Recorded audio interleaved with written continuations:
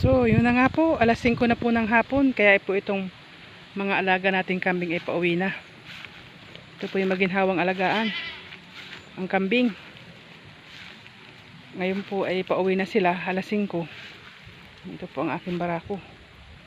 Yan naman po ang ating mga alagang.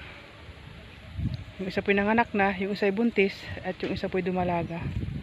Yan, unti-unti na pong dumarami ang ating mga alaga. Maganda pong alagaan. At ito po ay alpas lang. Alis yan sa alas 9 ng umaga. Pagkatapos nilang kumain ng feeds. Tapos ay gagala na sila. Nginginain. Aamo po yan mga yan. Uuwi na po yan. Tayo naman po ay nakapag-grass cutter kaya ng umaga. Para mabuwas-buwasan po yung sukal nitong ating paligid dito sa bahay. Ito sa ating mga ulungan. Ito po yung dalawa nating alagang palakihin. Ayan, malalaki na rin po. Pagala-gala na rin lang sila. Ayan. Maganda rin po alaga ng baboy. Ayan. Lalo na po ito yung malaya nakakalabas. Ayan. Pag marami po kasi ay nalaya sila. Malayo ang abot. Pero pag ganito pong dalawa lang, ayan, sila po tatlo. Tsaka po yung maliit natin yung hindi nakadede ng husto. Laki na po ng inilaki nila. Oh. Ayan. Yan po ay pag ganyan-ganyan lang sila. Tapos ay tutubog dun sa may ilog. At, tapos ang kumain. Yan po ang ating mga alaga. Ating palakihin. Tapos tayo po ay nakapag linis-linis ng kaunting paligid ng ating kulungan. Ito po ang ating isang baboy ay na ginatas po natin yan. Talagang hindi humabol ng laki. Ayan po ang ating alaga naman na inahin. Nalipasan na po ito ng paglalandi. Ito yung nauuhaw. Painumin po natin. At hindi po napuntahan dito nung mag-i-inject.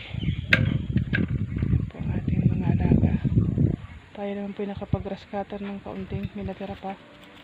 Ayan, maganda ng tingnan yung ating kapaligiran. Ayan po.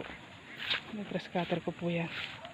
Ating mga atak po ay magsisiga. Ayan po ang ating alagang pato na hindi dumadami. Hindi na po ako nakabalik ng tanghali at nabisi na sa pagdudut-dut ng cellphone. Ayan po yung ating talim na kalamansi. Malaki na po. Ayan.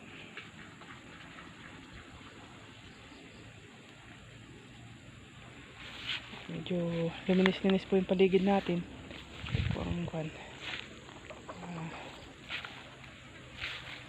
Yan po ang ating tanim na kalamansi na may bulaklak na, perarati. Yan po yan. Yan po ay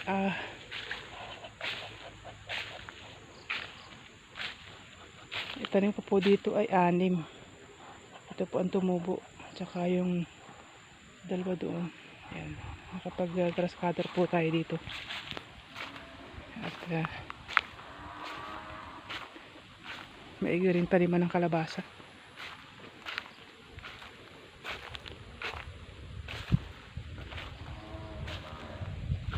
Ang ating pong manok ay hindi ko lang po maano yung ating yan po. Grass cutter ko na yan. Grass cutter ko na. Hindi ko lang po makuha ang ating kwat. Yung pong ating manok ay dito nangingitlog. Oh. Kaya itinira ko po ito. Ayan po ang itlog. Oh. Itinira ko po itong parting ito.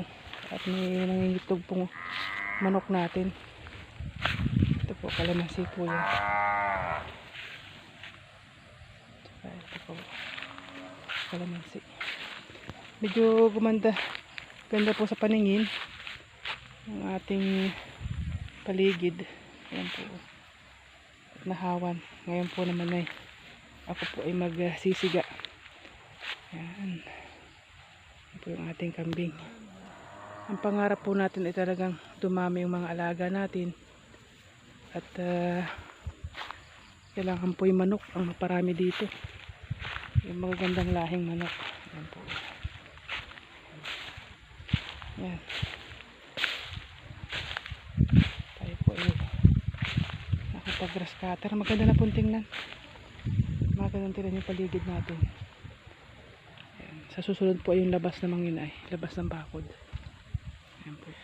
Nagtanim po tayo ng pinalibutan po natin ito ng Madre Cacao dahil kinakain po ito ng mga alagang hayop. Yan po yung Madre de Agua. Yan po. Yan po, unti-unti po tayong kan. Yan po talaga ang nagsisimula. Hindi po agad nakikita ang pagyaman. Unti-unti po yan. Yan po ay tiyagaan. At wag po tayo susuko. Ito po dapat na aking mga manok na ito. Ito po ay marami na. Madami na po yan. Ang kasamaang palad lang po ay di ninakaw. Ninakaw ang aking mga alagang manok. Yan na po natira. Yan, yan po ay Rhode Island Red.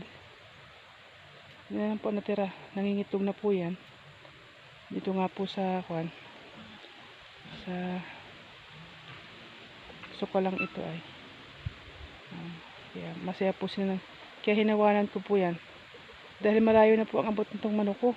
Doon po sa kabilang iba baka anong matatakaw. Kaya hinawanan ko din na rin para sila makapamasyal dito sa ating bakuran. Yan. May bakod po yung alambre. Buhat po nung nanakawan tayo ay ginawa po natin, binakuran po natin, nagpatulong po tayo dun sa kapatid natin na paluwalan tayo ng pambakod dahil mahirap po talaga pag walang bakod ito, pumapasok yung mga matatakaw na mga lasenggo. Ayan po, napakaganda pong tingnan talaga ang ating mga nasimulan. Yan po. Yung baka po naman natin ay di yan po, pinapasabsab na natin at iinumin. Ito po mga alaga ko, kung nasaan ako ay nandun din sila. Yan po. Sama-sama na po yan mga yan. Ang pangarap ko po talaga dito, ito ang maparami kong manok na ito. Yan, dito po. Kaya ito po ay hindi ko lamang maparami pa. At ang kalaban ko ay ang uwak. Ito namang kuwangkong ito, hindi matapos-tapos. At aking tagagawa ay busy kaya ay uunti-untiin ko na lang po ito. Ako na lang ang gagawa. Mangawayan at lalagyan ng dingding para po dito sa mga alaga kong ito. Yan po. Talagang masaya pong pagmasdan itong pong mga alaga nating ito. Lalo pag dumami na po ito, napaka sarap sa mata na tingnan. Lalo na po yung punong-puno ito ng mga alaga natin. Ang lang talaga dito, pagka ganito na karami ang ating kwan, marami na ito, kailangan ay mayroon na ditong laging tao para hindi po nawawala. Nakakapanghinayang po itong mga manok ko. Marami na, talagang isahang gabi lang. Hapon ay kumpleto pa sila. Pagbaba ko ng umaga, wala na. Talagang inubos. Ang plano ko naman po dito sa mga alambre na ito, tataniman ko ito ng pakain sa kambing. Yung mga gumagapang. Tataniman ko ito ng kamote para pagkain din nila. Kamote, alokbati. Yan, pagkain po nila. Yan, at saka magtatanim ng kangkong. So yun na nga po sa hapong ito. Mabuhay po tayo mga magsasaka. Tayo po ang bida.